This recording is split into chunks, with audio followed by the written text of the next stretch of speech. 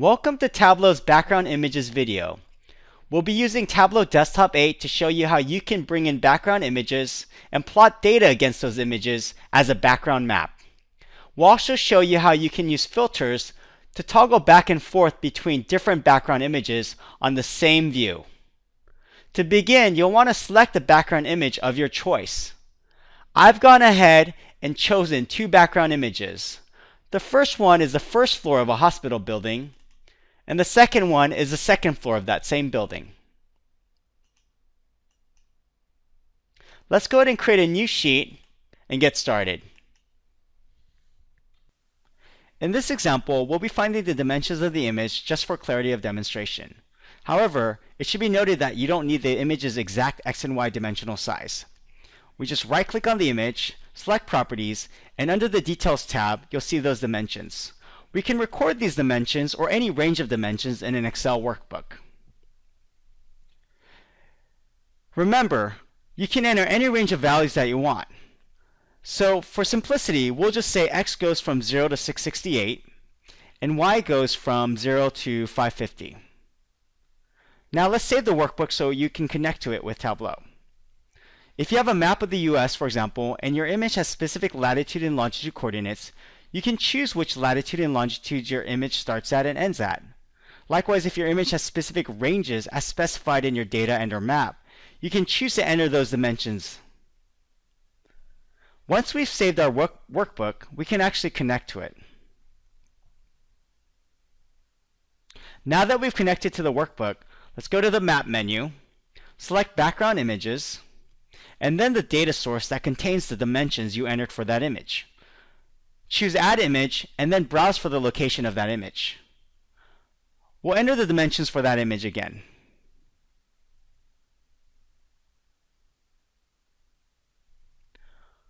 We'll switch this to be the respective Y field, and then select OK.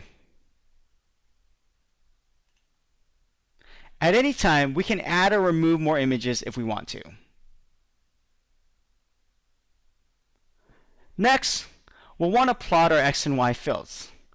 Drag X to the column shelf and Y to the row shelf. Let's right-click on each axis to uncheck Show Header.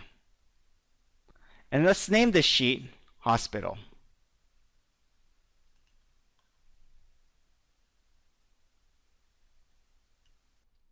Now that we've imported the image, we can plot some points on it. To plot points on the image, simply right-click on any point, select Annotate, and then Point. Select OK, and you should see the X and Y coordinates for that particular point. We can do this as many times as we want.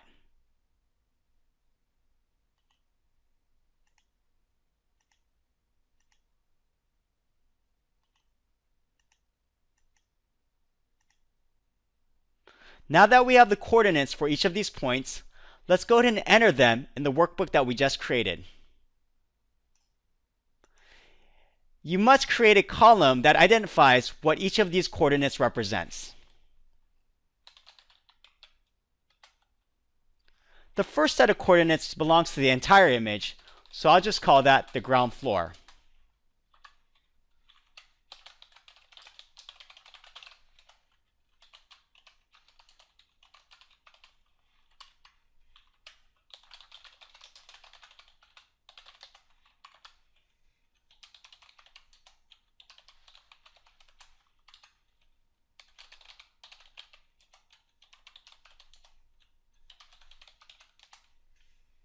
Go ahead and save that workbook,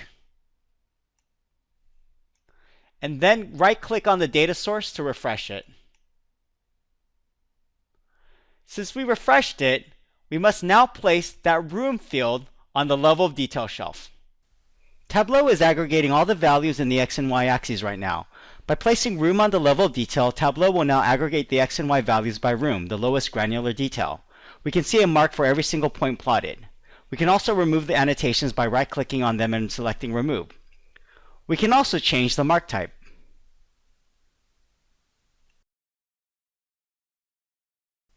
Because this hospital is a multi-story building, we want to show data about the other floor as well. To do that, let's bring in another background image. We'll follow the same steps as before, and this time enter a range of dimensions for the second image in the same workbook. I'll just go ahead and reuse the same coordinates I used for the first image. And I'll also identify this as the second floor. In addition, we want to identify each room on each floor by which floor it belongs to. So let's go ahead and create a new column and call it floor. I'll label the first floor first and the second floor second.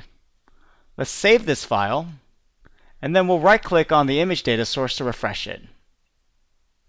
We'll go to the Map menu, select Background Images, the image data source, and then Add Image. We'll browse for the second image, and then enter the appropriate coordinates.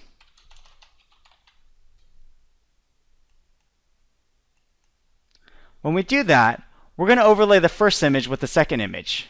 But what we really want to see is an individual floor at a single time. To enable that, we need to create a filter which allows the user to select which image they see at any given moment. To create that filter, go back to the Map menu, select Background Images, the image data source, and then select the first image. Select Edit, the Options tab, and then Add. Choose the field you want to filter by, in this case floor, and then select OK. We're going to select first for the value because the ground floor belongs to the first floor. This means when a user selects first, they will only see the ground floor image.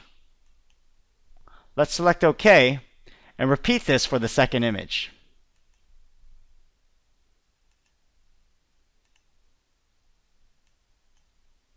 This time we'll select second, so the user only sees the second floor image when they select second. We'll go ahead and drag floor to the level detail shelf, and then right-click on it to show the quick filter.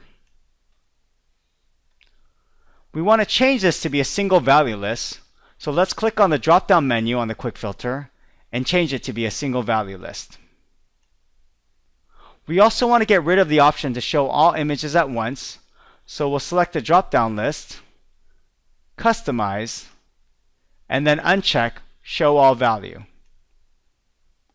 The user can now toggle back and forth between each floor of the hospital.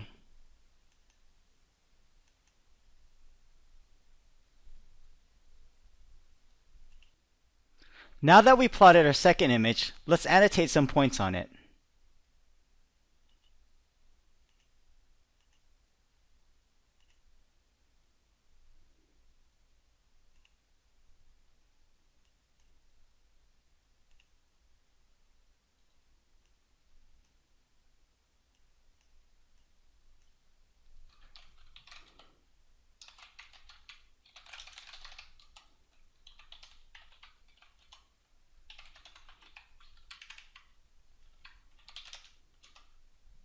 Note that you can just drag the annotation to other parts of the image to find those coordinates.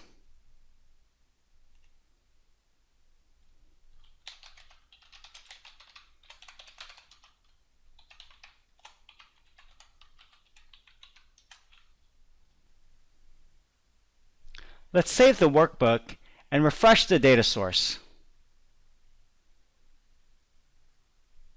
Let's also remove the annotation on the image. You may have noticed a placeholder mark in the upper right-hand corner with the coordinates at the top of this image. It's possible to change the dimensions of this image within the data source at any time, or delete that data from the data source to remove that mark. So there you go. We've shown you how to import an image, how to use the image as a background map by annotating points on it, and how to use filters to allow users to switch back and forth between different images on the same sheet. Thank you for watching the Background Images video. Please download the companion workbook so you can practice these exercises we've shown you on your own.